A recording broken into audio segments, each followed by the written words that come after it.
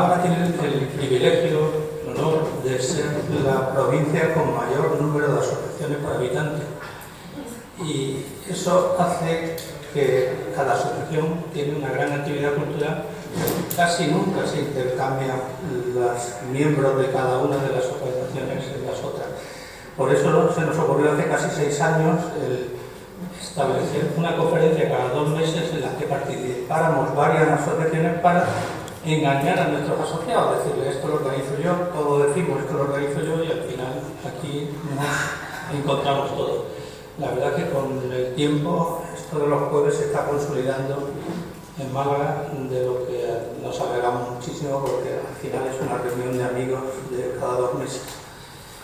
Y bueno, una de las razones por las que se consolida es por los temas que tratamos. Y hoy tratamos en un tema que nos va la vida a todos, o nos va la democracia a todos, es la democracia y el periodismo. Y claro, para hablar de este tema, pues tenemos un personaje, Mateo León Gros, que además de periodista conocido, profesor de la universidad, y alguien que es capaz de desgranarnos el tema y abrirnos las puertas al coloquio que viene después. Lo va a presentar Salvador Moreno, así que Salvador, cuando quiera, adelante.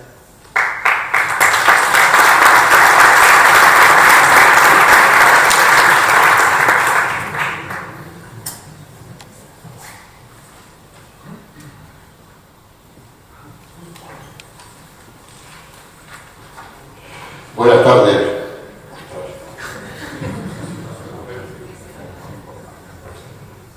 Es artificial.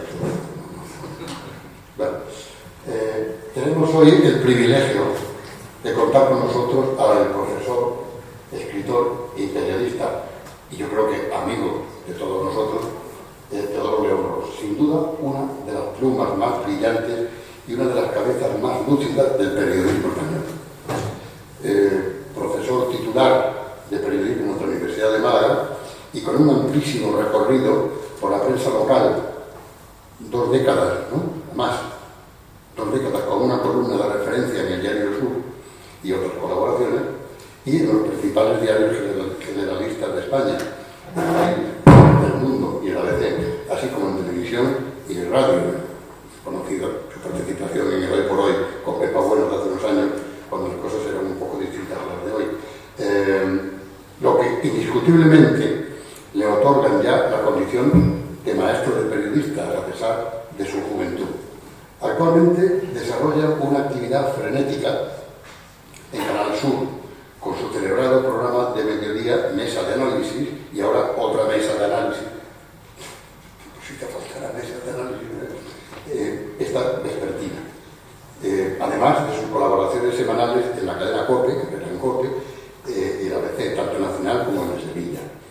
Ha escrito libros absolutamente imprescindibles, ya desde el primero de todos ellos, que fue el artículo de opinión en 1996. El periodismo débil, Por los caminos del sur, que es una recopilación de los mejores artículos de esa columna del Diario Sur, a la que mencionaba, y desde luego aquellos de un valor y una vigencia intemporales. La edad de oro del boxeo, 15 asaltos de leyenda, en colaboración con Agustín Rivera, sobre los artículos de Manuel Alcántara dedicados al boxeo, y Fondo Perdido, escrito en 1997, que es una biografía y una antología de Manuel Alcántara, con la que Teo, ese hijo que siempre le hubiera gustado tener, como solía decir el maestro, puso orden en sus papeles. Y en gran parte, gracias a ello, hoy podemos admirar su obra. Teo es, de facto y literariamente hablando, el auténtico albacea testamentario del maestro Alcántara, y desconfíen de suplantadores. He presentado a Teo muchas veces, porque nuestra relación de casi 30 años cuenta tanto la sintonía y el afecto como esa admiración que surge siempre ante la presencia de alguien que, aún sin pretenderlo, es, como digo, un maestro. Y es que además de ser muy bueno, es que es muy divertido. La última vez que lo presenté fue exactamente hoy, hace 2 años.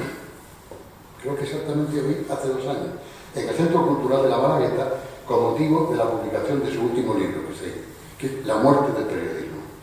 Comentaba entonces, en tono relativamente jocoso, que el cambio de siglo no había tenido empacho en acabar con muchas cosas, como la muerte de Dios nietzscheana, la del arte por su deshumanización, según la autopsia de Ortega, la del effect de la pensée, la del pensamiento, según Alain Finkielkraut, la de Marx y el mismo Dios, según Woody Allen, puede ser. Dios ha muerto, más ha muerto, y yo no me encuentro muy bien tampoco últimamente, que decía el maestro Allen. La muerte de la ciudad y la muerte de los lugares, según Marc Aurèle y Ren Koolhaas. El fin de la historia del lince de Fukuyama, que acertó de pleno, y que su libro, que se titulaba La muerte del periodismo, que está aquí, libro de lectura imprescindible, como digo, venía a completar ese glorioso obituario. Leyendo el libro, podía verse con claridad que estaba, bueno, debo decir que hoy mismo, también José Luis García acaba de certificar la muerte del libro, o sea que no queda nada. Leyendo el libro podía verse con claridad que estaba directamente emparentado con el Cómo mueren las democracias, de Steven Levitsky y Daniel Ziblatt, porque como fácilmente puede comprenderse, y lo ha insinuado Miguel Such en la presentación, y Teo lo explicará brillantemente, no puede concebirse lo uno sin lo otro. Y es de eso de lo que nos va a hablar, por lo cual ya me dispongo a callarme, que es algo que tengo que hacer deliberadamente y no sin esfuerzo. Pero antes debo recordar una frase, en relación con Teo, una frase de Javier Pradera. Javier Pradera decía: el reto para un periodista que escribe sobre política democrática está en ser implacable con la realidad sin abandonar la fe en sus ideales. Teo, como tantos brillantes amigos nuestros de esta casa, como Sabater, Azúa, Trapiello, etc., está experimentando hoy en sus carnes lo que es ser implacable en el mantenimiento de la fidelidad a tus ideales, cuando es la realidad de la política democrática la que ha cambiado el sentido de las suyas. Hoy la brújula de la política democrática parece haber emprendido el rumbo de su destrucción, dejando a los demócratas plantados en sus convicciones. Es duro mantener el tipo, sobre todo cuando además eres periodista y te enfrentas a diario con el escrutinio público. A eso le hace frente Teo todos los días, pero también con ello por lo menos puede estar seguro de tener la ventaja de ser uno de los mejores y más confiables historiadores del presente. Y con eso ya les dejo con todo el tema. Muchas gracias.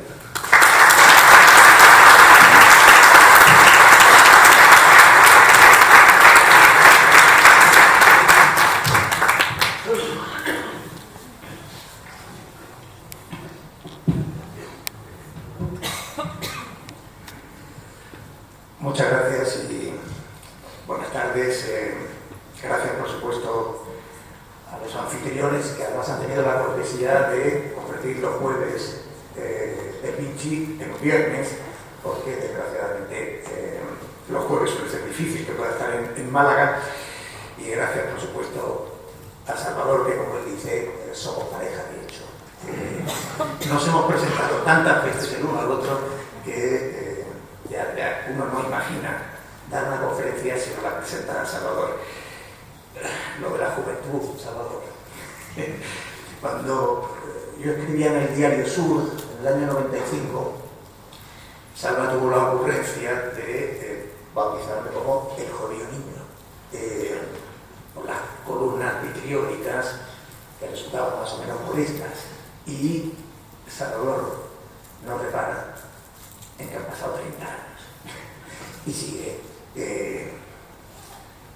insistiendo en la juventud, que desgraciadamente pues ya no es la que era. Intentaré cumplir el mandamiento del maestro Alcántara.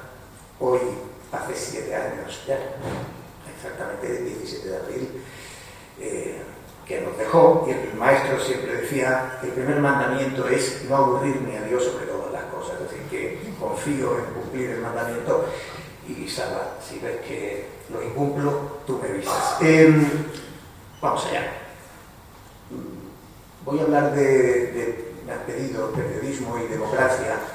En realidad seguramente el título más correcto sería Crisis de la democracia liberal, crisis del periodismo, que básicamente es una misma cosa. Déjenme que les mencione un hecho antes de empezar. No sé si se han dado cuenta el enorme escándalo que ha provocado esta semana pasada, y también en esta, pero fundamentalmente en la pasada, las declaraciones de Jessica Rodríguez, Joseba García, el hermano de Koldo, o Miss Asturias en el Tribunal Supremo. Es interesante la conmoción que eso provocó, porque en realidad no hubo una sola palabra que no se hubiera publicado ya. Todo lo que han dicho está más que repetidamente publicado. Pero hoy un titular de periódico tiene una ingravidez extraña, sobre todo para quienes hemos conocido en la parte final del siglo XX lo que podía llegar a pesar un titular de un periódico. Podía sacudir gobiernos, provocar caídas de gabinetes, desde luego dimisiones al máximo nivel. La de Alfonso Guerra, por ejemplo, que tenía un poder extraordinario en su momento.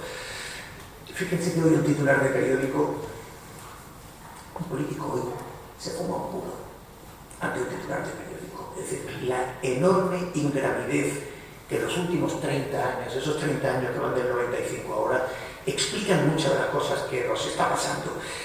Eso sucede, entre otras cosas, porque en las últimas décadas se ha producido una fragmentación extraordinaria.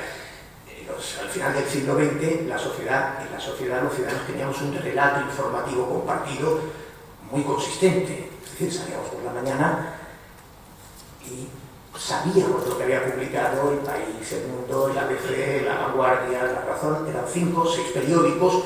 Uno podía preferir una línea editorial u otra, pero básicamente el relato informativo que teníamos era el mismo. En el café, en el aperitivo, teníamos exactamente las mismas noticias. Y hoy, con la multiplicación extraordinaria de medios digitales, de vídeos digitales, de plataformas informativas, redes sociales, etc., se ha producido una atomización, una fragmentación que hace muy difícil que tengamos un relato.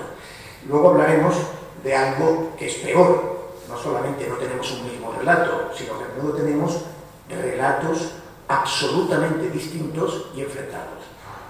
Con lo cual se produce un hecho que explica buena parte de las cosas que nos están pasando, y es que no tenemos la misma realidad unos ciudadanos y otros. Y no tener una misma realidad es extraordinariamente importante. Hay más factores, evidentemente. Fíjense que Yolanda Díaz decía ayer que China está consolidando el Estado de Derecho.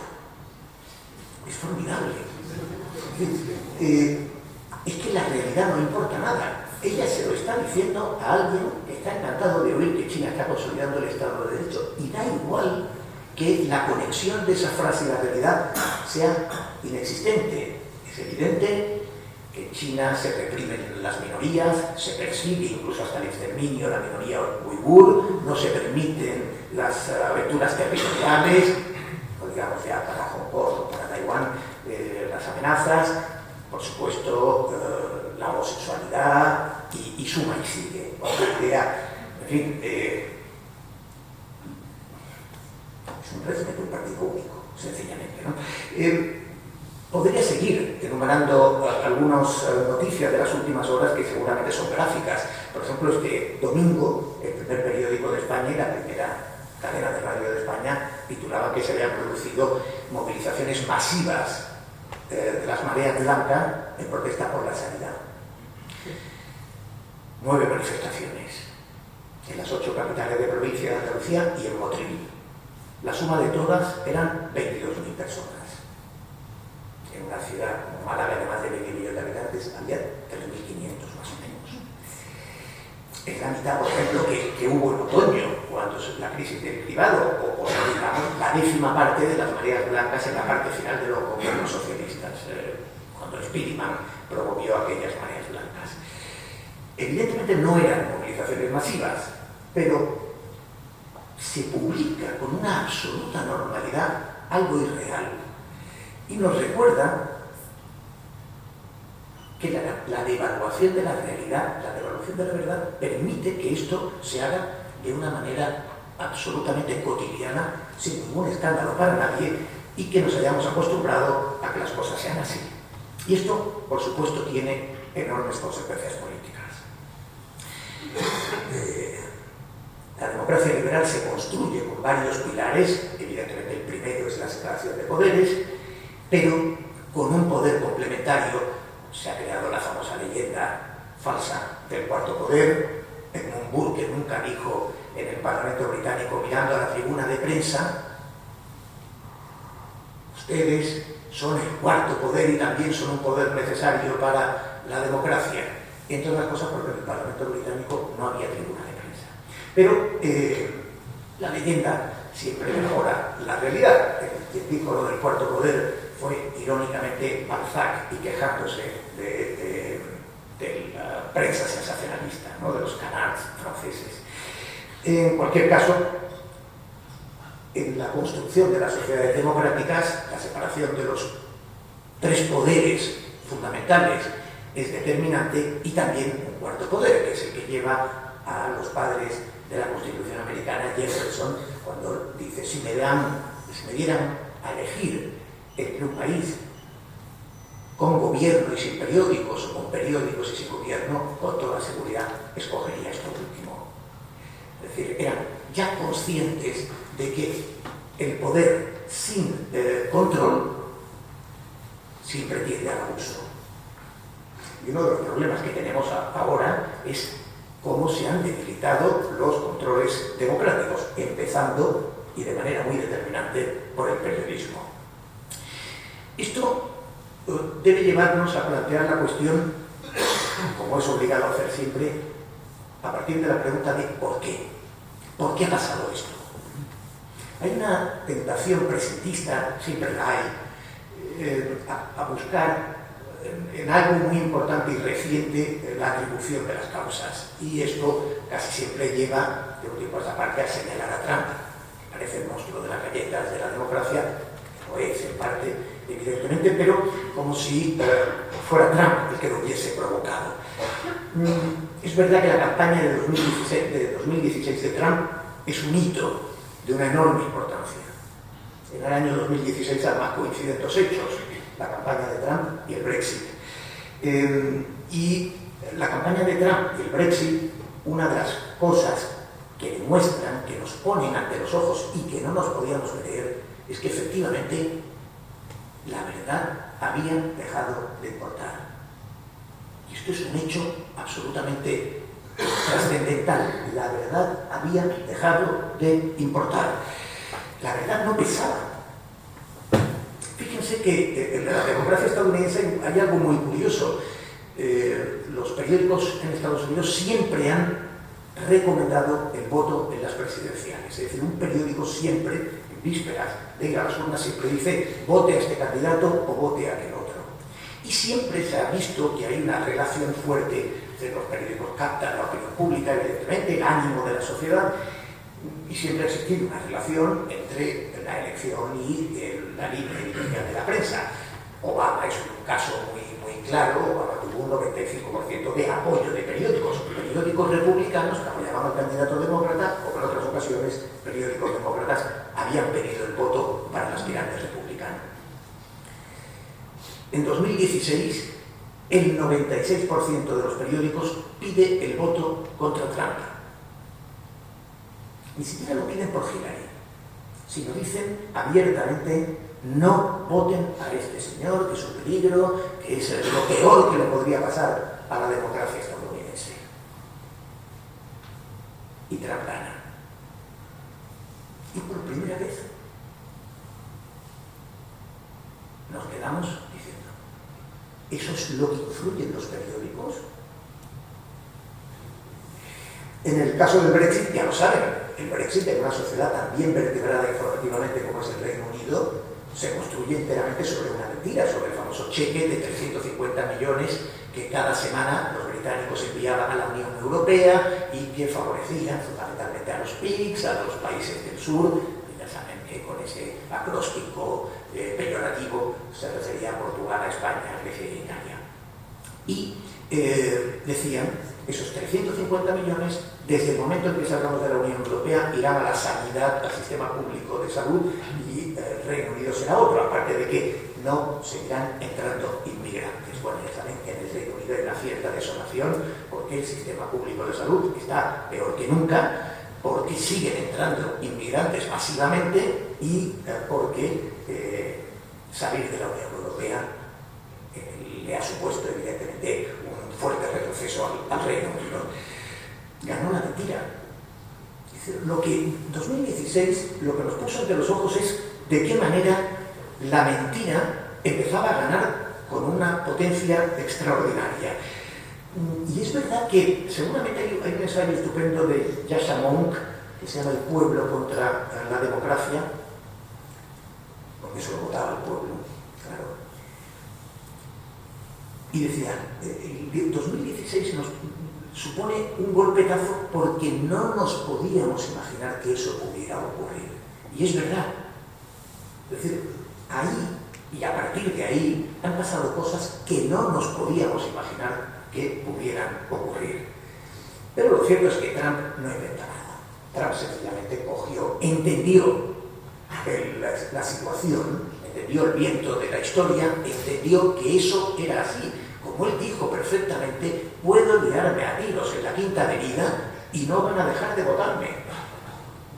La realidad había cambiado por completo. Fíjense que hay un estudio estupendo de un editor de BuzzFeed, Silverman, y en ese estudio Silverman muestra que las 20 noticias falsas que se mueven en redes sociales en la campaña de Trump, la movía el equipo de Trump, la movía Steve Bannon, las 20 noticias falsas en esa campaña fueron infinitamente más eficientes que las 20 noticias verdaderas que publicaban los medios más prestigiosos, el New York Times, el Washington Post, el Boston Globe, el Chicago Tribune, etc.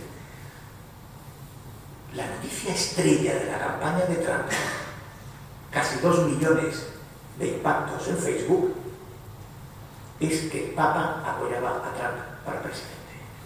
Una noticia falsa, escandalosamente falsa, es decir, era un brochazo de un nivel enorme. Cualquiera podía comprobar con toda facilidad que era falsa.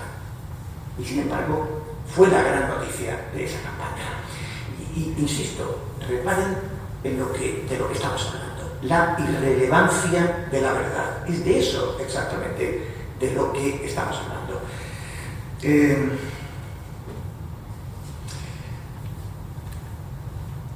Cuando se pregunta por qué, la pregunta que nos hacíamos, ¿por qué ha pasado todo esto? Decía, la tentación presentista nos lleva a pensar en Trump y en el 2016. La causa que habitualmente se suele mencionar es Internet. Es decir, es casi un recurso ya que te lo puede decir el kiosquero, en toda la cosa, porque el kiosquero perdió el negocio de vender periódicos. Pero te lo puede decir cualquiera. Los periódicos murieron cuando llegó Internet. Y no es verdad. Por supuesto, Internet supuso un cataclismo extraordinario que golpeó a los periódicos. Es que Internet es, junto con la invención de la imprenta, los dos hitos en la historia que más han transformado el mundo comunicativamente.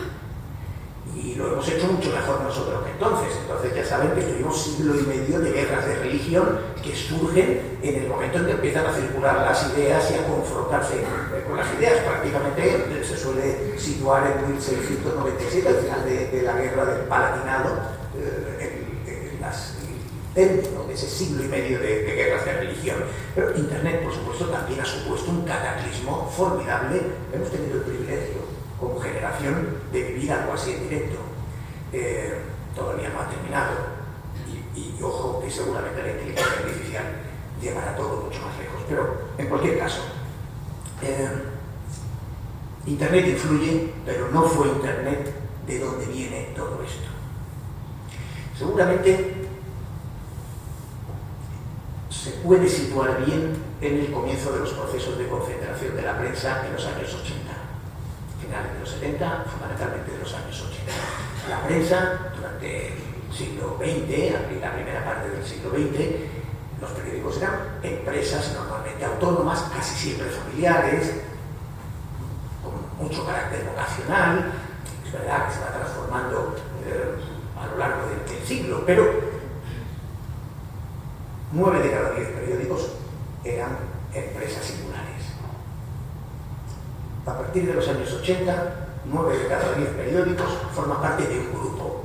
No hace falta que les recuerde pues, que el grupo Ocento, sin ir más lejos, que nos hemos referido al sur de Málaga, pues es propietario del Ideal de Granada, es del Hoy de Badajoz, de La Verdad de Murcia, de las provincias de Valencia, del norte de Castilla, del Comercio en Gijón, del Diario Montañés en Cantabria, los grandísimos Correo de Bilbao y Diario Vasco de San Sebastián, los grupos como el de prensa ibérica, grupos muy potentes. Aparte del grupo Ocento tiene ABC, que forma parte del mismo entramado.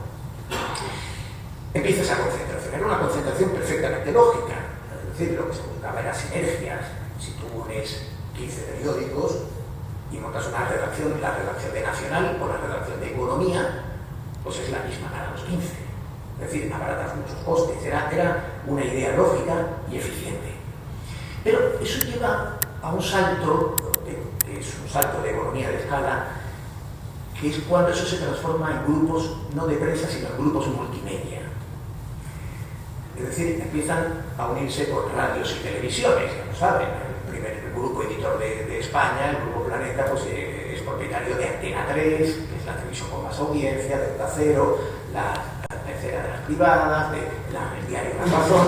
El Grupo Prisa, pues tiene el mayor periódico, que es El País, aparte del 5 Días o del diario AS, y tiene la cadena SER, que también es la cadena de radio más importante, como tenía el Canal Plus. Es decir, se empiezan a crear grupos multimedia. Y ahí hay algunas voces que dicen, cuidado, que estamos empezando a unir cosas distintas. No es lo mismo unir periódicos que unir medios de entretenimiento con periódicos. ¿Quién va a contaminar a quién? ¿Quién va a impregnar al otro? Pues esto tiene un salto extraordinariamente en la parte final del siglo XX, porque se crean los enormes entramados globales de la comunicación. Directamente cuando el grupo Warner, que es el primero, compra la revista Time, que era una de las revistas más prestigiosas del mundo. De hecho, en Time la redacción se resistió. No querían, decían, pero ¿qué hacemos nosotros dentro de Warner? Que hace música, películas, conciertos. Prestigio, ¿no? Decía Warner, no, nosotros compramos prestigio, pero ustedes van a seguir haciendo lo mismo que hacían. Eso lo han dicho todos. Es curioso porque hay un ensayista muy magnífico estadounidense que ese año repara en cómo uno de los informativos de este grupo, cuando llegan los soldados estadounidenses de Somalia, en la noticia, en el informativo, en el telediario, está atardeciendo, es un aeródromo militar, cielo naranja, 22 de diciembre, y suena la melodía del villancico Noche de Paz. El avión se va acercando, atardece, Noche de Paz. El avión tipo Hércules toma tierra, se abre la compuerta y empiezan a salir los ataúdes. Y suena la melodía de la película El Piano, que acababa de ser un éxito formidable poco antes. Luego ya salen las tropas a un paso ligero y suena la melodía de la película silbada, la melodía silbada del puente sobre el río Cue. Y pregunta Dworkin, ¿esto es una noticia o una película? Entonces, las noticias se estaban transformando en relatos emocionales. Ya estaba empezando a pasar con esa integración en la industria del show business, de la gran industria del entretenimiento. Así que lo que había empezado por un proceso de cierta lógica empresarial se estaba desmadrando.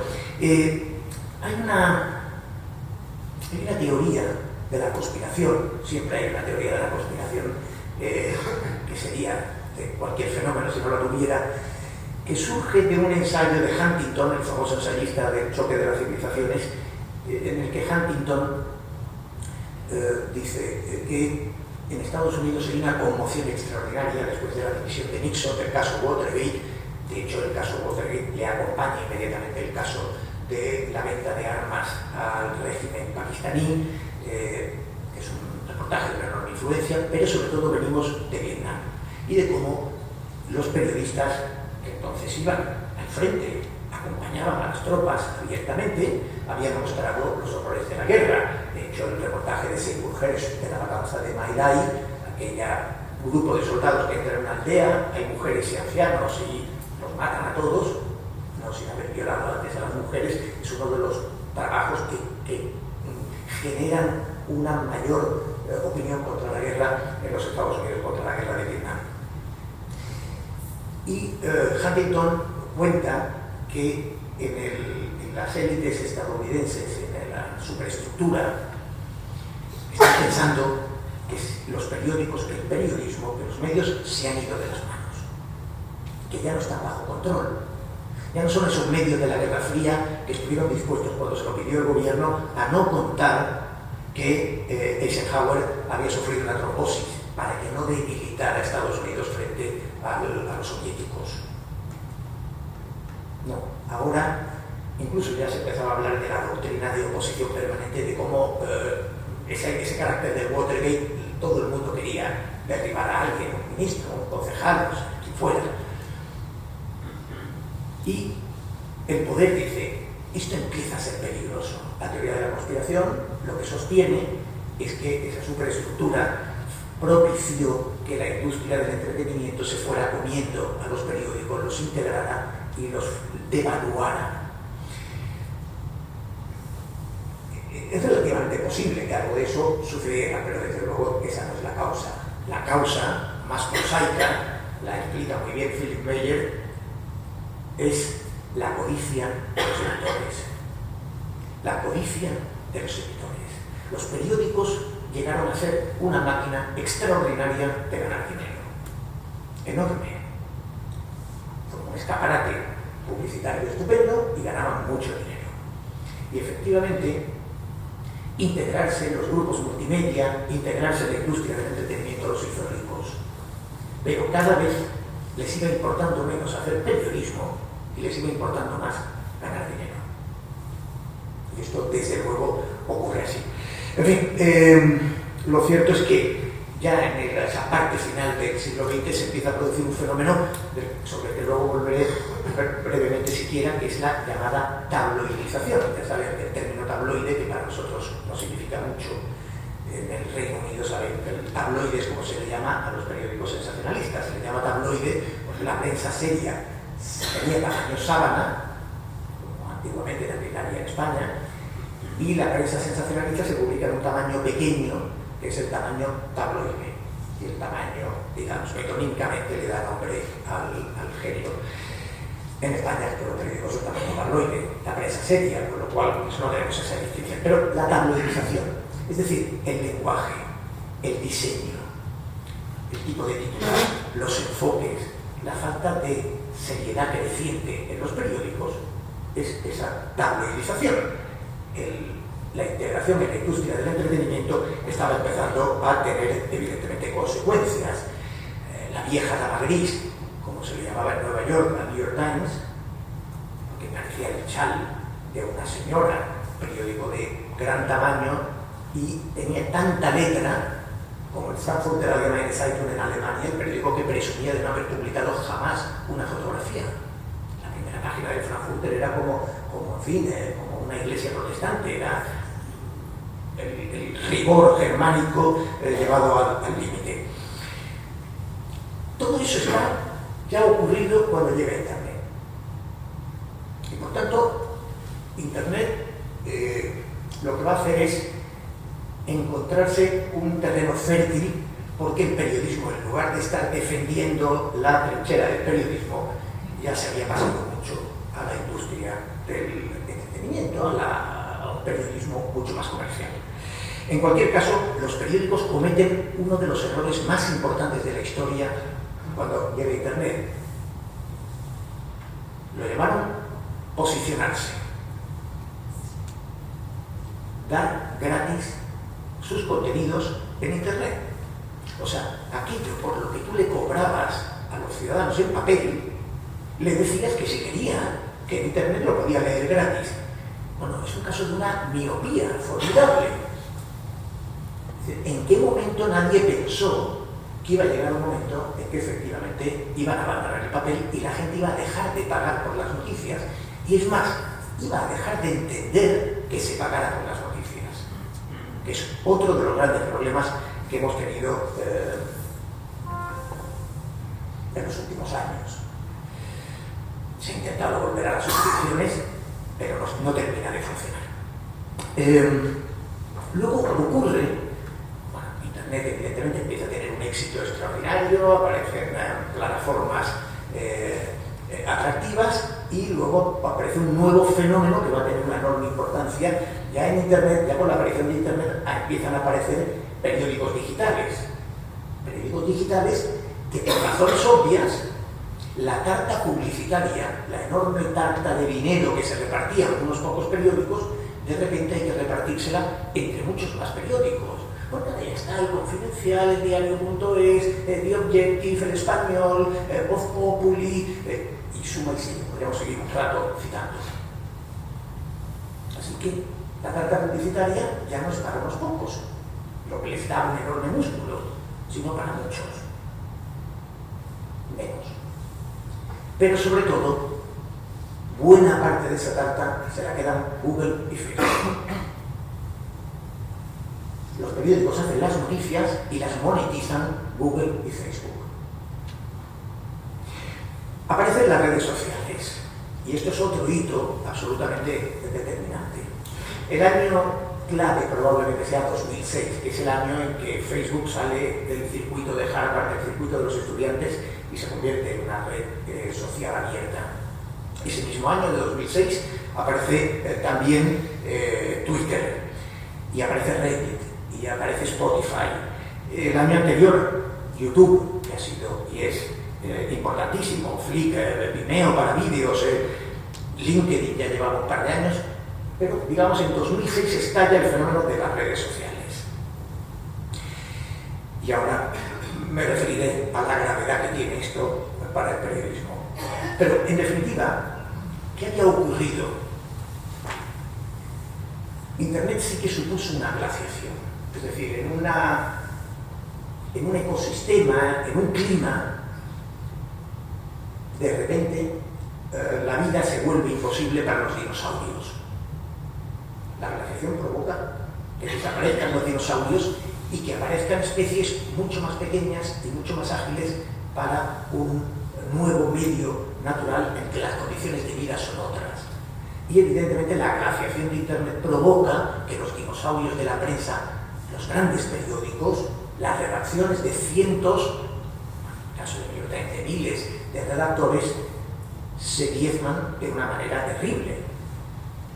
El músculo de los periódicos se hace enclenque de una manera formidable. Y esto nos sitúa en una idea central. El periodismo ha sufrido dos crisis absolutamente letales. La primera es el modelo de negocio. Como digo, el periódico a final del siglo XX era un modelo de negocio triunfal. Era el llamado modelo ad-driven, el modelo basado en la publicidad. Esto es el periodismo del siglo XX. Cuando los fabricantes, los mercaderes, los comerciantes, querían anunciar sus productos, empiezan a plantearse anunciar sus productos, va surgiendo la publicidad y dicen, ¿dónde podemos vender mejor nuestros productos? ¿Qué es lo que más gente ve? No es un escaparate en la calle, aunque los escaparates están muy bien. El mayor escaparate del mundo son los periódicos. Ese periódico que cada día decenas, cientos, millones de personas van a ver. Así que el gran escaparate para la publicidad es el periódico. Quienes ponen anuncios en un periódico pagan por ponerlo. El periódico que recibe dinero por esos anuncios tiene dinero para hacer un producto mejor. Para hacer un producto mejor aumenta sus lectores.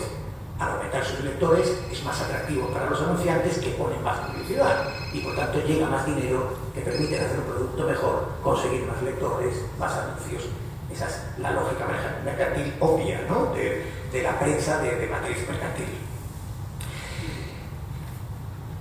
Bueno, pues cuando ya se ha producido la glaciación de Internet, cuando han llegado las redes sociales, cuando los periódicos están tambaleando, llega la crisis económica de 2008. Hasta 2008 se han mantenido razonablemente de pie. ¿Por qué?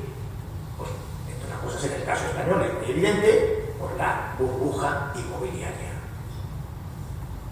La prensa llegó un momento en que tenían tanta publicidad que tuvo que empezar a inventarse, por ejemplo, los suplementos dominicales. Los suplementos dominicales son una excusa para poner muchos anuncios muy caros. Esos anuncios en color, en unas revistas muy bien editadas, el domingo, entre algunos reportajes, algunas entrevistas y algunas secciones, lo que son es soporte de anuncios por los que los periódicos ingresaban muchísimo dinero, y cada vez más suplementos y más grandes para tener más anuncios. En la burbuja, los periódicos ganaban dinero a destajo, se tenían que inventar suplementos de inmobiliarios porque no daban abasto. Cuando llega la crisis de 2008, esos periódicos que ya no son dinosaurios, que se han debilitado, que están en la glaciación de digital, además se quedan sin dinero.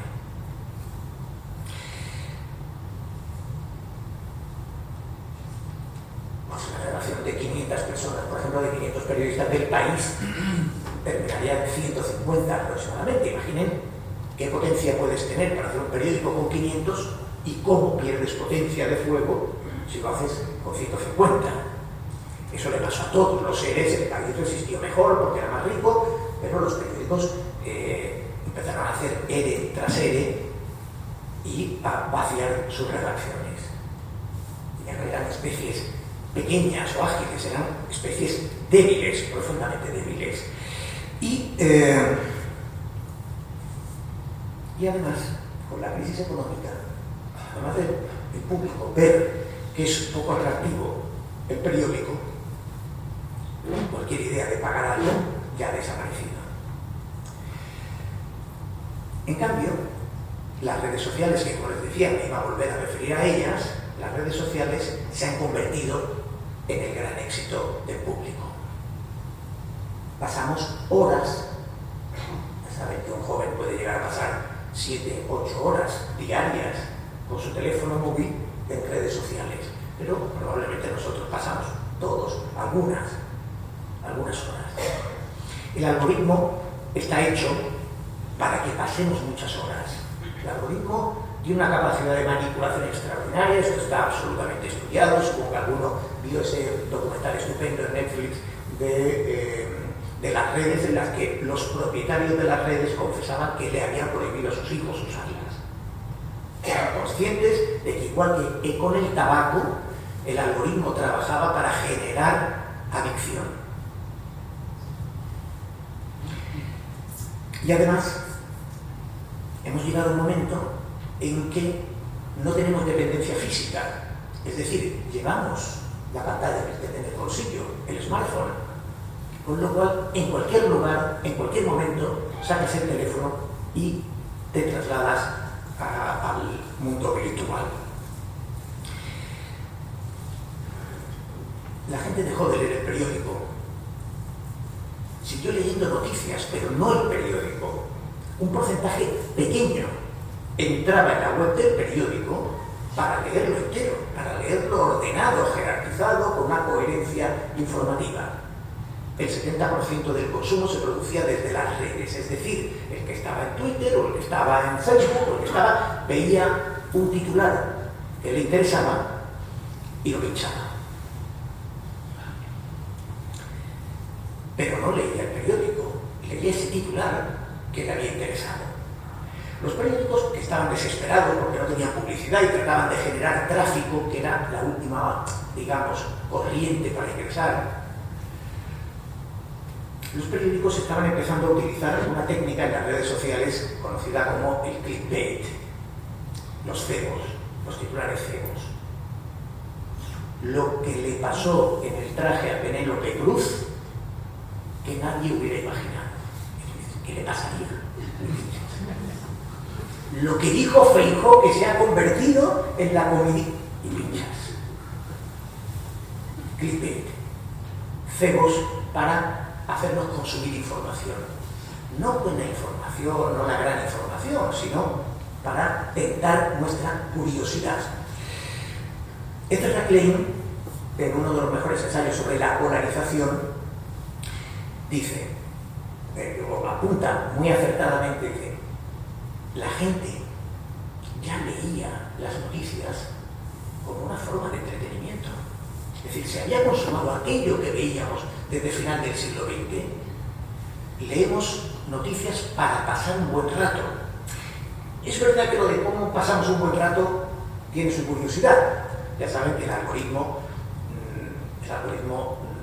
nos lleva, nos conduce con mucha habilidad a donde les interesa.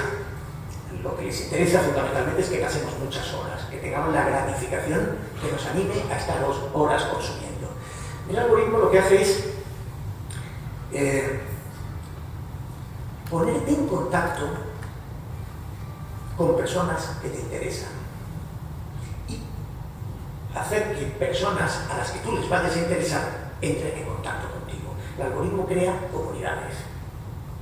Esas comunidades son de personas con afinidad. Y tú lo pasas bien, porque estás con gente que ve el mundo igual que tú y que comparte cosas que a ti te gustan.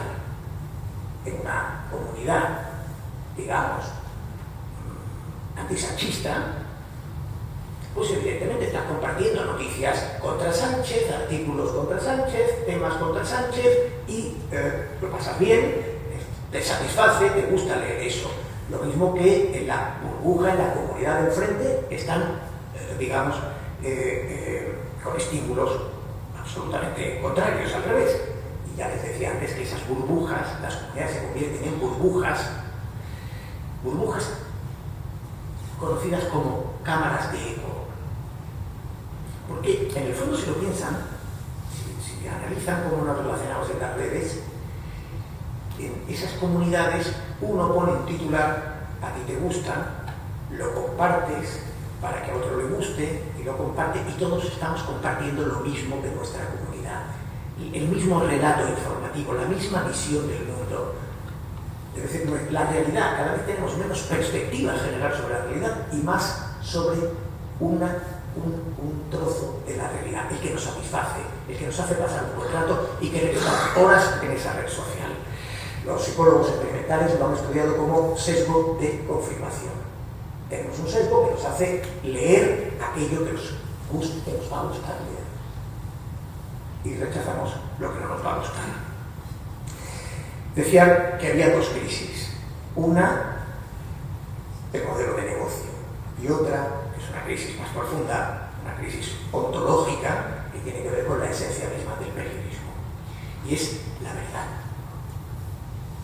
Recuerden que venimos de 2016 al principio, cuando me referí a cómo por primera vez nos dimos cuenta de que la verdad había dejado de importar. Primero empezaron las llamadas fake news, que básicamente son mentiras, publicar información falsa. Ya lo he dicho, el equipo de Trump hizo circular mucha información falsa en aquel 2016, la noticia del Papa, que fue la de mayor éxito de la campaña. En el día inaugural de Trump, el día de la toma de posesión de Trump, recordarán el escándalo que provocó que la portavoz de Trump en la rueda de prensa posterior dijera que había sido el día inaugural con más gente en el mall de Washington de la historia. Y había unas fotos aéreas que mostraban que había básicamente la mitad de Colobama, sin ir más lejos. El que medio mall estaba vacío.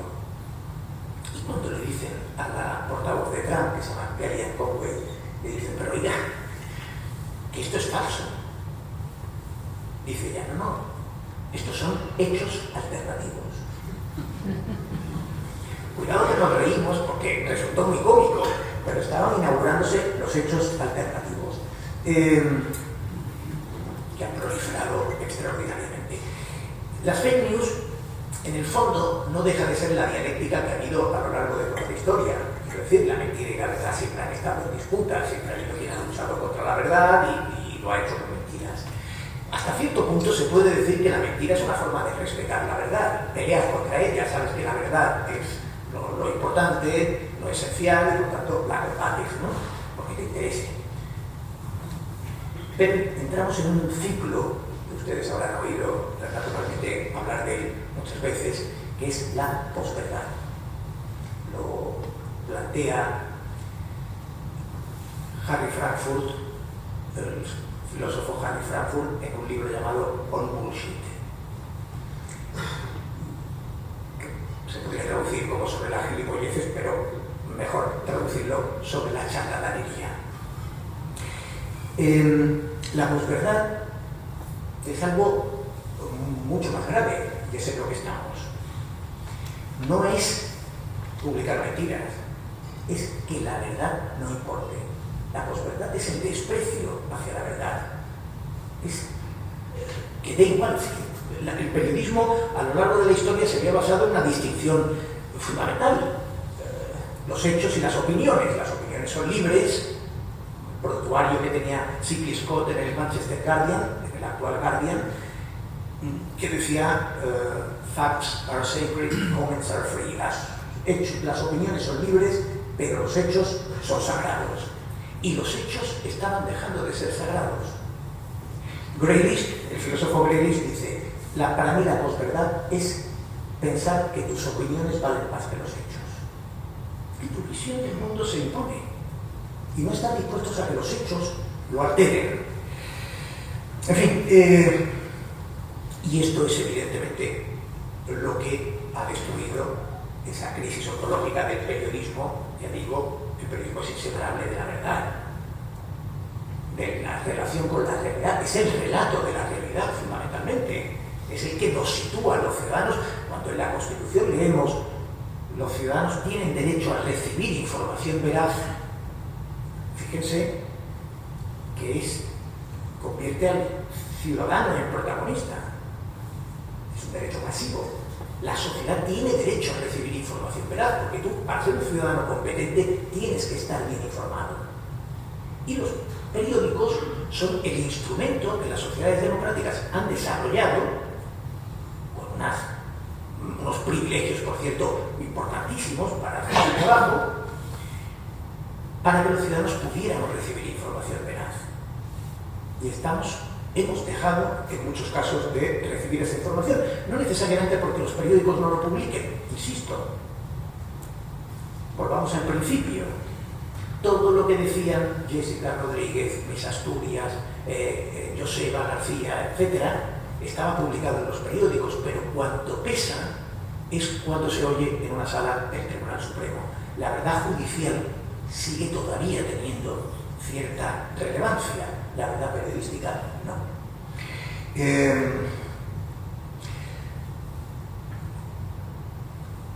La década pasada, en la que ocurre todo esto, 2016, otro hecho que se ha estudiado mucho en el mundo, el procés catalán, otra mentira formidable, con un enorme aparato informativo detrás, la elección de Bolsonaro en Brasil, 2018,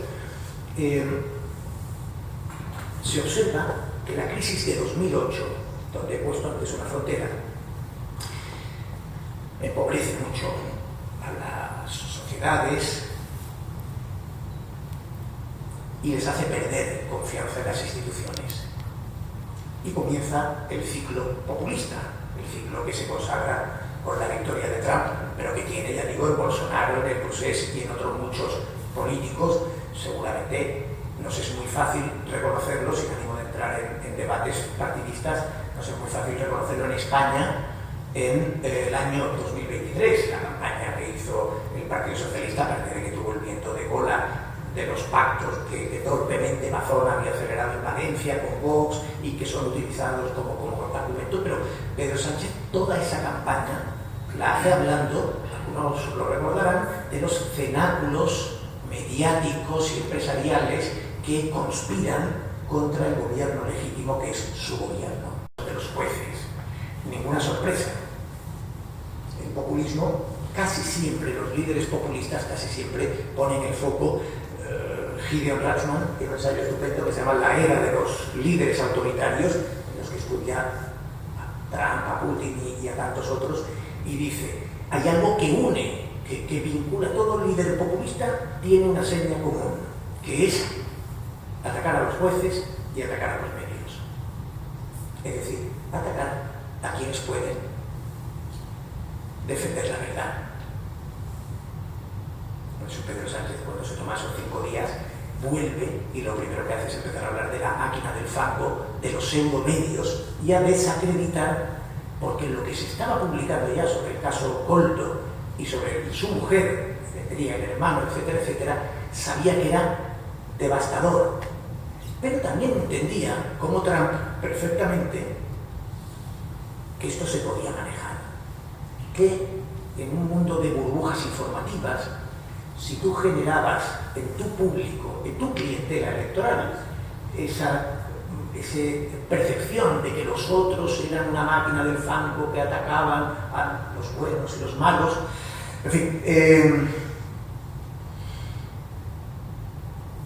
las democracias liberales con el ciclo populista evidentemente se han deteriorado muy gravemente. Lo que parecía impensable, como decía Yasha Monk, se ha vuelto normal, absolutamente normal. Y una vez debilitadas las democracias liberales, cada vez más iliberales, el periodismo, que era uno de sus pilares, ha ido quedando en una posición más irrelevante, o a lo mejor ha sido hasta cierto punto al revés. El hecho de que el periodismo se estuviera debilitando tan seriamente desde el final del siglo XX hizo que cuando la política empezó a atacar a la verdad ya no existía un periodismo con suficiente consistencia como para defenderla, como para haberse mantenido como esa línea Maginot que marcara la última trinchera para defenderse de la autocracia o de la degradación de las democracias. Y en ese punto estamos.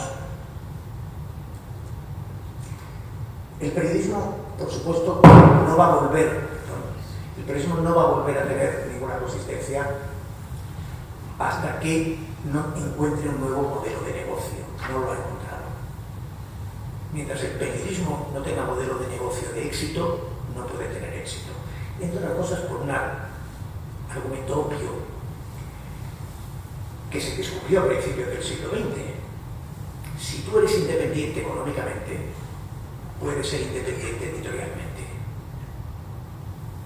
Si tienes dinero, me acuerdo de Frías, en una copa de Navidad, que fue director del Diario Sur, que en una copa de Navidad me dijo: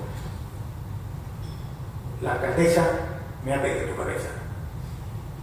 Ya saben quién es, porque nada más que ha pedido la alcaldesa. La alcaldesa me ha pedido tu cabeza. Pero le he dicho que la dependencia que tenemos del ayuntamiento, el dinero que nos da el ayuntamiento, no les permite pedir cabezas. ¿Qué ocurrió en 2014? Que echaron a la vez al director del País, al director de La Vanguardia y al director del Mundo. De los 3 diarios, junto a la ABC, mayores. J salió, no me acuerdo ahora mismo. No fue Cebrián, no, y Caño fue posterior. Fue Javier, no me acuerdo ahora mismo. Bueno, salieron Javier Moreno. Salieron 3 directores, incómodos. Eso antes no hubiera podido ocurrir.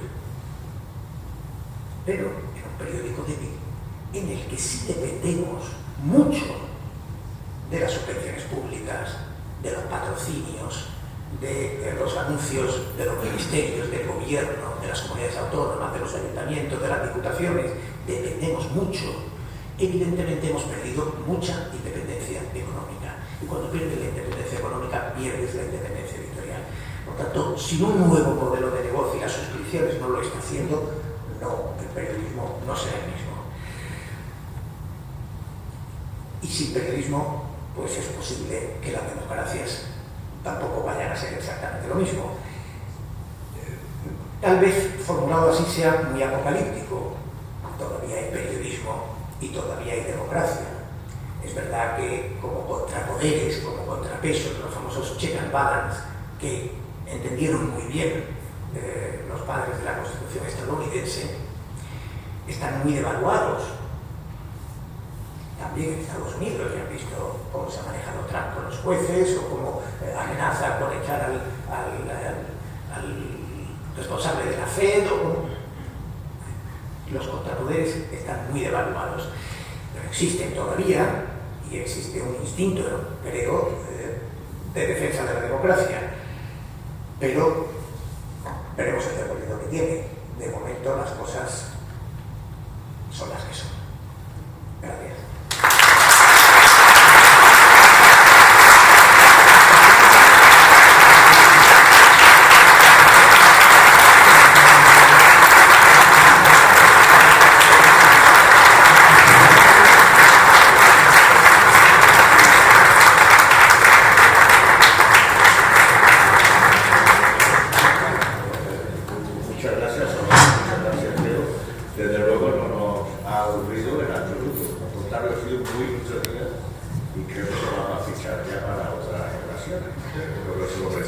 Abrimos ahora un turno de preguntas, si no está muy cansado.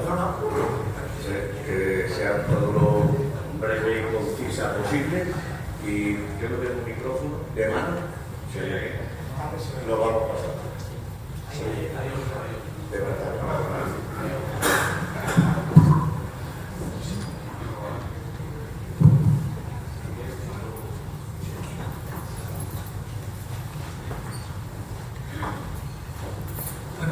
Muchas gracias, ha sido una charla genial, sobre todo muy ilustrativa, muy de abrir los ojos.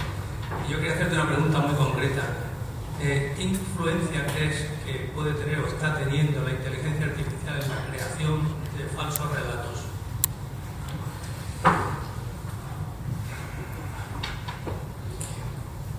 A ver, la inteligencia artificial es verdad que permite crear falsas imágenes, falsos vídeos y falsos relatos, pero también la inteligencia artificial es una herramienta formidable para detectar que son falsos los relatos, las imágenes y los vídeos. Es decir, la propia inteligencia artificial te provee de mecanismos para detectarlos.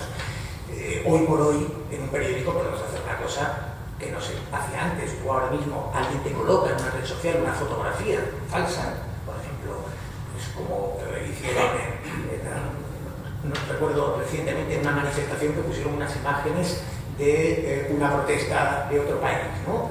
Y tú tardas 5 segundos en saber exactamente esa foto de dónde es y de dónde viene, la trazabilidad de esa fotografía. Yo la inteligencia artificial la veo con una cierta inevitable inquietud, pero creo que hay que pensar más en términos de esperanza que en términos de amenaza. A ver, los periodistas están acojonados, con perdón, porque muchos periodistas van a perder el empleo. Muchos abogados también. Lo básico, el trabajo básico, el trabajo del junior, del pasante, eso va a desaparecer y seguro que muchos. Recuerdo que haber leído un ensayo de un grupo de investigación de Oxford que decían que el 55% de los empleos que existían en unos años, no recuerdo exactamente la frontera cuál era, si era 2035 o algo así, pero que iban a dejar de existir. Pero eso ha pasado otras veces, con otras tecnologías. Quiero decir, es que el periodismo está muy muerto. A lo mejor la esperanza, fíjate que el director del máster de inteligencia artificial de la London School of Economics, que es de Google, Matías Peretti, dice: claro que van a perder muchos periodistas el empleo, pero aquí no hemos venido a salvar a esos periodistas, hemos venido a salvar el periodismo. Yo creo que la inteligencia artificial es territorio de unas enormes oportunidades. Lo he dicho antes también, de unas enormes amenazas. Lo que pasa es que siempre nos quedamos en las amenazas, es decir, hemos contado en 500 millones de titulares que la inteligencia artificial ha hecho que unos estudiantes de un instituto de Extremadura repartieran imágenes de sus compañeras desnudas, manipuladas por inteligencia artificial, pero no contamos, pues por ejemplo, que DeepMind ha catalogado millones de mutaciones en las proteínas del cuerpo humano. Es decir, si contamos las pequeñas barrabasadas y no contamos las enormes contribuciones y los enormes progresos, la percepción que tenemos seguramente es muy errónea. Yo creo que entre otras cosas, porque es inútil resistirse al progreso. Yo creo que a veces juegan con nuestros temores. Ayer, no fue ayer cuando leímos que Claude había guardado una nueva inteligencia artificial llamada Mitos, porque le había parecido que era excesivamente brillante y maliciosa y que engañaba a todo el mundo, engañaba a sus creadores, dejaba muchísima información falsa para despistar, etcétera, etcétera. No sé si es siempre exacto o están generando atención y curiosidad, porque si hay un gran pulso en este momento en las sociedades es la pelea por la atención, y desde luego han conseguido tener atención hacia Claude, que es una buena inteligencia artificial, claro. Yo creo que siempre se dijo algo que conviene no perder de vista. Los empresarios que tenían coches de caballos, cuando llegó el automóvil, pensaron: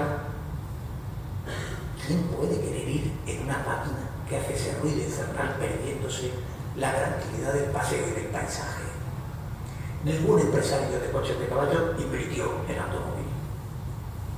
Creer que un negocio que claramente va a ser superado por algo que evidentemente lo supera es normalmente absurdo. Así que lo que sí que conviene es que no nos pase en España. Lo hemos sufrido especialmente. Jalín y Mancini son los creadores del mapa de la comunicación en Europa y explicaban muy bien cómo el mundo germánico y nórdico, que es lo que llama la Europa institucional, tienen unas instituciones tan fuertes que cuando llegan las amenazas se defienden. El mundo anglosajón es el que denominan liberal. Cuando hay una amenaza, el mercado es muy consciente de que no debe permitir un deterioro que ponga en riesgo ese mercado, la famosa mano invisible de Adam Smith, y por tanto el propio mercado, ya sabemos que eso falla mucho, igual que las instituciones fallan, pero en el ámbito anglosajón es el mercado el que se regula, en el ámbito germánico y nórdico las instituciones. Y explicaban que la Europa del Sur era la Europa de la desregulación, una Europa que tomó unas instituciones, unos medios que venían de dictaduras y las desreguló con muy poco control. Entonces, seguramente tendremos que ver que haya un cierto control democrático, inteligente, prudente en el uso, en la incorporación y en el desarrollo de la inteligencia artificial, pero cualquier idea de pensar en que es una amenaza y que la tenemos que dejar de lado, me parece que eso es inútil. Perdón, hay una pregunta allí y enseguida el micrófono lo coge.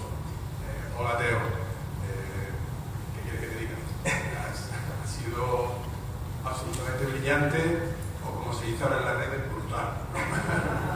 esa obra de desarrollo. Pero déjame que te haga un par de preguntas desde el punto de vista de un economista, que además es seguidor de los mercados, y que los mercados sean libres, ¿no? y que además piensa que es lo más democrático que hay, el mercado, mucho más que... En fin, bueno. Yo creo que las redes sociales vienen a democratizar y vienen a abrir ese mercado de la información, sobre todo limitando las barreras de entrada, que es lo más importante en un mercado, que haya pocas barreras de entrada para que pueda fluir la competencia y ganemos todos, y nos libera de un monopolio de los medios de comunicación que ha llegado, como tú muy bien has explicado, ¿no? a concentrarse y a decidir por nosotros lo que quieren que veamos o no quieren que veamos, que quieren que nos enteremos o quieren que no nos enteremos. Como un caso, por ejemplo, no sé, cuando ha habido alguna violación o ha habido algún asesinato de una persona inmigrante de color negro y nadie lo dice en la televisión, porque piensan que nos vamos a volver racistas, porque además actúan como nuestros padres. Entonces, claro, a mí, lo mismo que tú eres optimista en la inteligencia artificial, y yo también lo soy optimista en que se abran las barreras de entrada y que entre. Evidentemente nos va a hacer falta muchísima más responsabilidad por parte de nosotros a la hora de escoger, pero ya no somos esclavos de los que deciden un poco desde arriba de cómo tenemos que informar. Y después una segunda parte, una segunda pregunta que, a ver, que también me gustaría que me opinaras, y es que has hablado mucho, siempre hablando de economía, ¿no?, de la parte de la oferta, pero hemos dejado al margen la demanda. Y la pregunta es, ¿hay demanda de buen periodismo? Porque claro, si hubiera demanda de buen periodismo, entiendo que surgiría. Y esa pregunta es mucho más triste, ¿no? Un poquito más, con una respuesta no tan... Muchísimas gracias. Gracias. Yo creo que, por empezar por eso último, creo que sí me he referido a ello. Yo creo que la gente está pasando horas en las redes sociales y no entran en la web de los periódicos a leer ordenadamente información. Están en una burbuja gratificante. Che, tú sabes perfectamente que el algoritmo es endemoniado y opaco. Nos ha manipulado ideológicamente durante mucho tiempo. Ahora nos escandalizamos porque Elon Musk transparenta que convirtió Twitter en una máquina al servicio de Trump y al servicio de una determinada estrategia.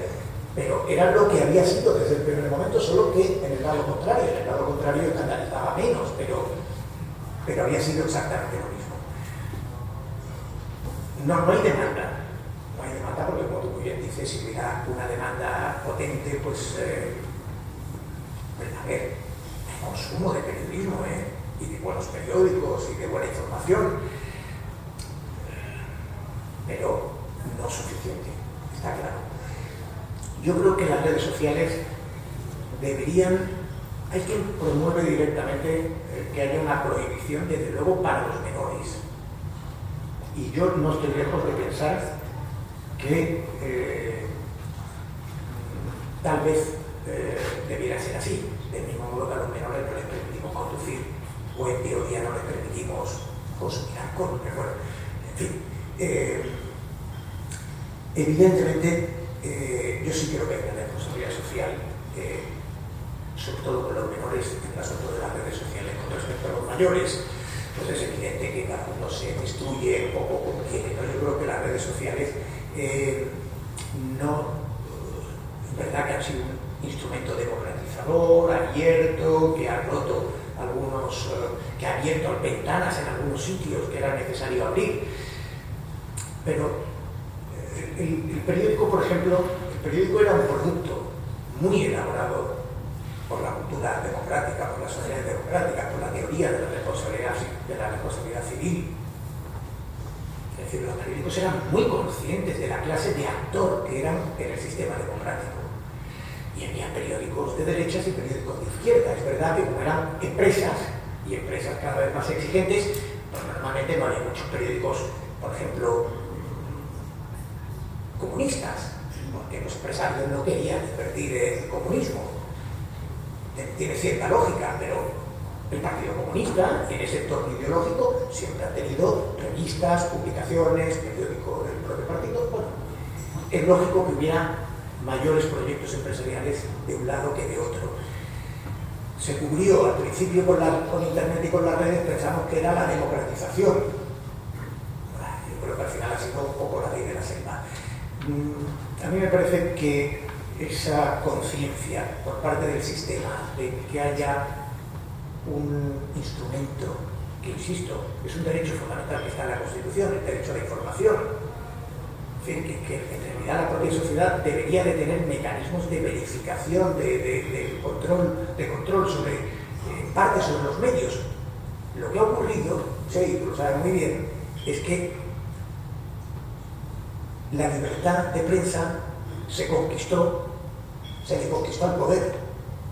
Lo último que hemos querido permitir nunca es que el poder empezara a regular la libertad de prensa, porque sabemos que cualquier intento de regulación hubiera sido de limitación y de control. Pero, por ejemplo, en Francia, el Consejo Superior del Audiovisual es el gran modelo en el mundo. Es decir, es un consejo absolutamente independiente, se elige siempre, se renueva a contracorriente de las elecciones, tiene capacidad sancionadora y, a ver, es que el mercado desregulado de España, como he dicho, pues en el tramo de publicidad infantil se han incumplido siempre todo. Y los tramos de publicidad, los minutos de publicidad permitidos se han incumplido siempre.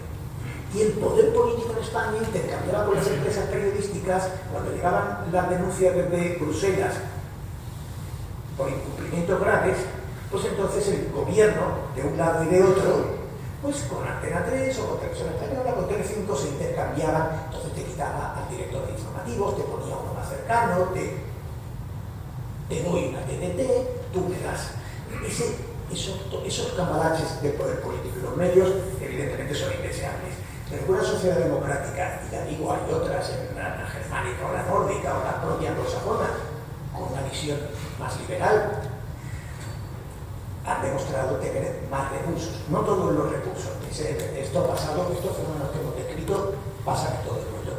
Pero es verdad que la desregulación en España ha sido tremenda.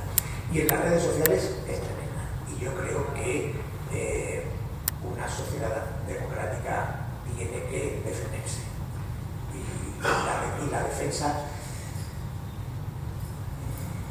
a mí no me gusta ninguna clase de intervencionismo, pero tú tienes que encontrar los organismos de control social que te garanticen no solamente que no vas a conducir un coche con 14 años, sino que no vas a conducir una tecnología que puede ser lesiva con 14 años. Quizás una esperanza puede tanto el eufemismo resulta integralmente la realidad. Quizás la solución esté en el poder judicial, a pesar de que los jueces tienen la solución, jueces por la democracia, las 5 de Victoria, mi paisano enemigo, mi colega Manuel Rivera, preside la asociación que recalcula la redundancia de jueces por la independencia del poder judicial. Quizás esté ahí, en el poder judicial, la solución. A ver, el poder judicial es absolutamente fundamental, porque los periódicos contamos, pero no juzgamos y luego hay una verdad judicial. De hecho, nos están salvando un poco los jueces. ¿Por qué? Porque han desaparecido las responsabilidades políticas. Es decir, lo que hemos visto en los últimos años, hace 25 años hacía dimitir, probablemente hacía caer el gobierno. Lo que hemos visto en la última legislatura en España debía hacer caer un gobierno, pero en cualquier caso muchas de las noticias debían haber hecho caer a ministros, debían haber provocado divisiones importantes. Y no las han habido. Ya digo, y eso tiene mucho que ver con la dignidad del propio periodismo. Entonces, cuando ya no hay responsabilidades políticas, solo queda la responsabilidad penal, y por eso tenemos una política hiperjudicializada, que está constantemente resolviendo sus problemas en los tribunales, que es un error. Pero, claro, hoy tenemos al gobierno que va al Constitucional con el Pacto de Extremadura, tenemos a Teorir que ha llevado la regularización de inmigrantes al Tribunal Supremo. Estamos constantemente llevando a los tribunales los problemas porque la sociedad ha dejado de resolverlos y se resolvían tradicionalmente porque la opinión pública exigía responsabilidades políticas. Pero en esas burbujas en el que tú, y a mí esto me parece que es uno de los grandes desastres, en el que tú sientes que el juego político es un juego de buenos contra malos, es decir, un juego moral. Si tú percibes al otro como el malo y sientes que tú representas el bien que sois los buenos, tú dices, hombre, está mal lo que ha hecho Perón, somos los buenos, no vamos a permitir que lleguen los malos. Tendremos que aceptar esos errores, esa debilidad, pero tenemos que defender que sigamos los buenos. Y eso es una catástrofe, evidentemente. La política no puede resolverse en términos morales. Un gobierno corrupto es un gobierno que se tiene que ir, sea de derechas o de izquierdas.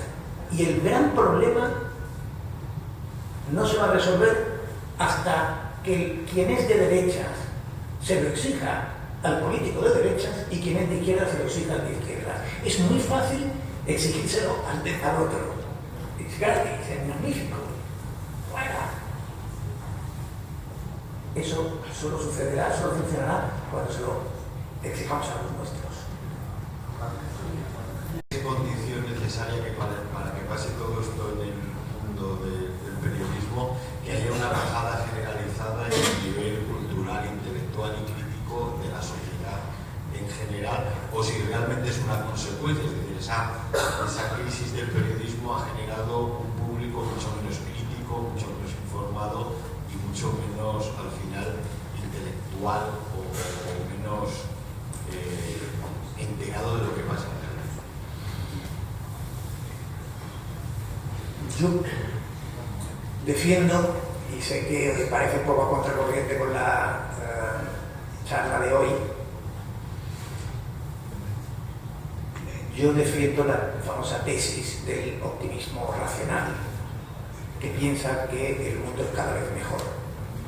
No significa que todo sea cada vez mejor, pero todos los años hay algunos grupos de investigación que nos recuerdan cuántas personas menos pasan hambre que el año anterior, cuántas personas más tienen acceso al agua potable, cuántas personas más acceden a la educación. Es muy curioso ahí, y os lo recomiendo, hay un libro por ahí, una web, Factfulness, es de un sueco. Y sentaba a grupos y les decía, ¿ustedes cómo perciben el mundo? ¿Creen que cada vez hay más guerras? ¿Creen que hay cada vez más terrorismo? ¿Creen que hay más hambre? ¿Que hay más desigualdad? Y es curioso, la percepción negativa, la visión pesimista es brutal. Es decir, el contraste en cómo percibimos el mundo y los datos reales del mundo es muy interesante. El mundo es cada vez mejor. Lo que no significa que ahora no estemos en un ciclo en el que las democracias estén sufriendo. Pero a pesar de todo, hay menos gente pasando hambre, hay más agua potable, hay más escuelas. Con el tema del nivel cultural, esto es un principio democrático muy clásico. Hace 50 años recordamos que nuestra educación y nuestro nivel cultural era más alto. No sabíamos hasta los Reyes Godos. Pero no lo sabíamos en una sociedad donde podía haber un 80% de analfabetismo. Eso es una catástrofe. Hoy es posible que no lo sepamos los Reyes Godos, pero el 99% de los ciudadanos en España reciben educación, reciben una formación. Cuando una élite muy vertical sufre un proceso de expansión horizontal, se ensancha, siempre baja esa élite mucho más en países como Argentina, donde la percibes muy bien. Tienes la sensación de que se ha bajado el nivel, en realidad ha subido enormemente. Seguramente hay menos distancia entre la élite, digamos, y los grupos más vulnerables, menos favorecidos. Yo creo que el ascensor social es una de las grandes cosas para que una sociedad tenga éxito.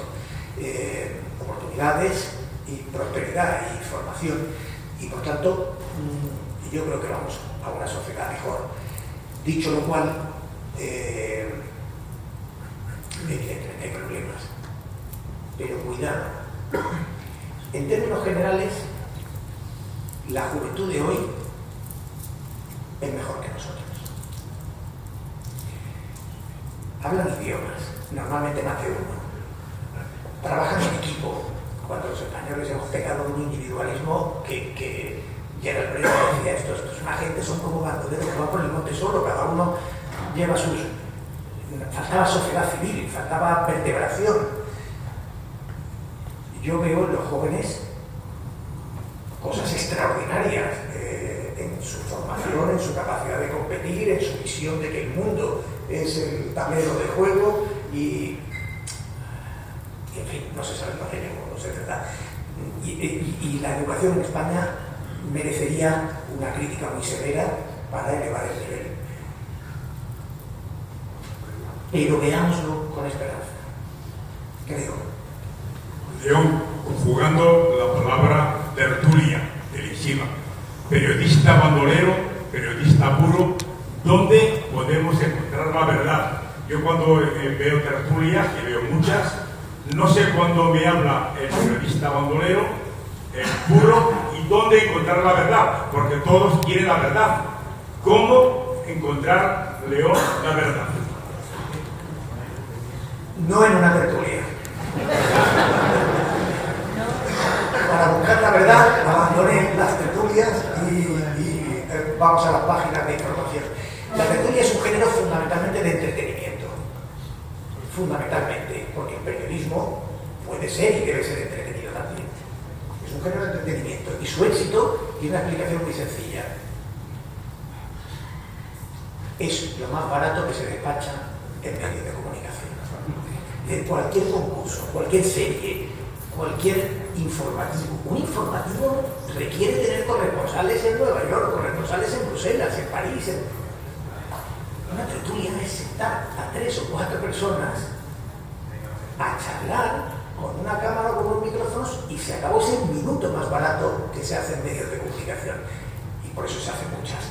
También se hacen muchas. Yo soy muy crítico, por ejemplo, con la actual parrilla de Televisión Española, que tiene tertulias políticas desde las 9 de la mañana, que empieza la hora, luego el mañanero, tirando a dar, malas lenguas. Es decir, creo que tiene que haber un espacio para la tertulia, porque la tertulia, siendo un género de entretenimiento, es verdad que yo creo que te da ideas, te da enfoques, de pronto te dice, pues no había reparado en ese argumento o en esa forma de ver esto. Es decir, son muy... La buena tertulia es muy interesante, claro, las malas no. Pero para buscar la verdad nunca en la opinión, para buscar la verdad siempre en los relatos de hechos, ¿no? En los relatos consistentes. Y hay muy buen periodismo. Esta es una paradoja que me gustaría también enfatizar. Probablemente en la historia no se ha hecho nunca tan buen periodismo como ahora mismo. Es un poco nos lleva a lo que hablábamos ahora de la educación. Lo que no hay son medios informativos potentes, que sean un actor cuya voz permita, digamos, ejercer bien su función de contrapoder. Pero la tecnología hoy nos permite acceder a una enorme cantidad de información, de documentación, de fuentes, que hacen que donde hace 40 años contábamos una noticia con una fuente o dos, y entonces ya era perfecta, le llamamos a noticia contrastada. Hoy se puede verificar mucho más la información, se puede ser mucho más exhaustivo. Hay gente haciendo cosas colosales, reportajes multimedia impresionantes, que están en la web de los periódicos. Hay chavales que les pagan 60 o 70 euros por sus crónicas, pero se van a cualquier lugar del mundo donde esté pasando algo y mandan crónicas. Son unas crónicas estupendas. Es decir, se está haciendo muy buen periodismo. El problema es el peso que tiene el periodismo en este momento. Pero el que va a buscar buena información, encuentra buena información. Hay dos preguntas pedidas. Con esas 3, yo creo que ya cerramos el ciclo, si no nos va a dar tiempo a tomar el vino español. O sea, no sé. Venga. Y gracias porque está... No, yo encantado. Lo que dije que no querían que nadie se aburriera y es lo que temo. Gracias.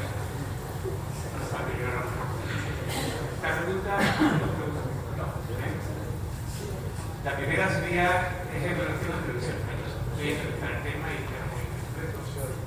Claro, yo de mi posición de autoridad, ¿qué opinan de la situación ¿qué opinan de la situación actual en televisión española, concretamente con los problemas que tiene con el Consejo? Y después, si hay precedentes en la historia de televisión de la situación que vivimos. La segunda es también en relación a los criterios de reparto de la propaganda institucional. La situación que tenemos, cuál es tu opinión y la opinión que te merece ese proyecto de reordenación, entre comillas, que quiere hacer el gobierno en la propaganda institucional. Gracias. Empezando por el final, me parece terrible. Es decir, el gobierno que está hablando de la máquina del fango y de los pseudomedios dice: voy a hacer una ley de regeneración que voy a ver quién recibe publicidad institucional, de quién la recibe, de dónde la recibe, que sea un porcentaje. Trampas. O sea, esa es la puerta para hacer trampas. Yo creo que la publicidad institucional tiene que ser muy transparente, absolutamente transparente. Del mismo modo que creo que si un concejal se va a comer a un restaurante, tiene que consignarlo en la web del ayuntamiento y el ciudadano que quiera tiene que saber en qué se está gastando el dinero, hasta las comidas y hasta cualquier gasto de representación. O sea, yo creo que España, y ahí ponemos el ejemplo de contraste con los nórdicos, efectivamente, un ciudadano nórdico puede ver hasta el último euro en que se gasta.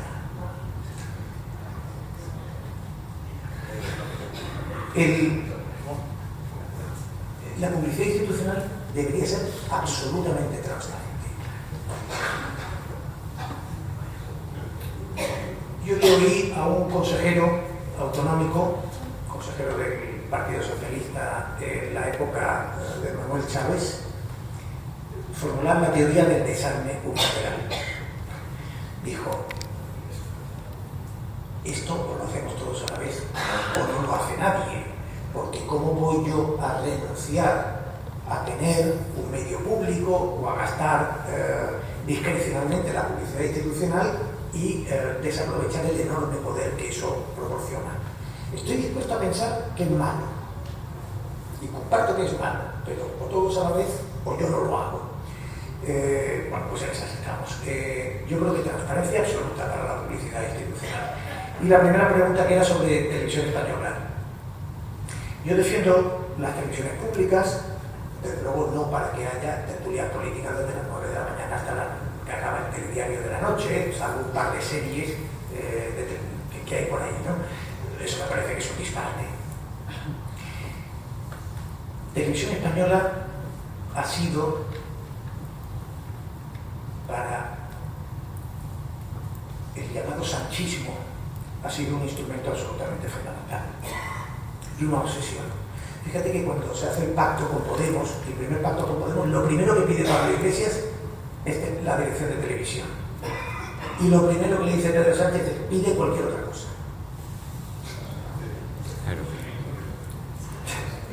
El CNI, efectivamente.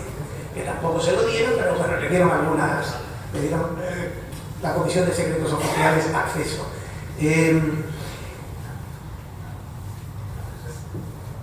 Es un instrumento muy importante. La televisión española tiene un presupuesto ilimitado. Y han ido moviendo peones. La contratación de Broncano, acordaros de cómo fue, le costó el cargo a una directora general, la pérdida del Consejo de Administración, consejo que los partidos de la mayoría actual renovaron la mañana en que había cadáveres flotando en Valencia.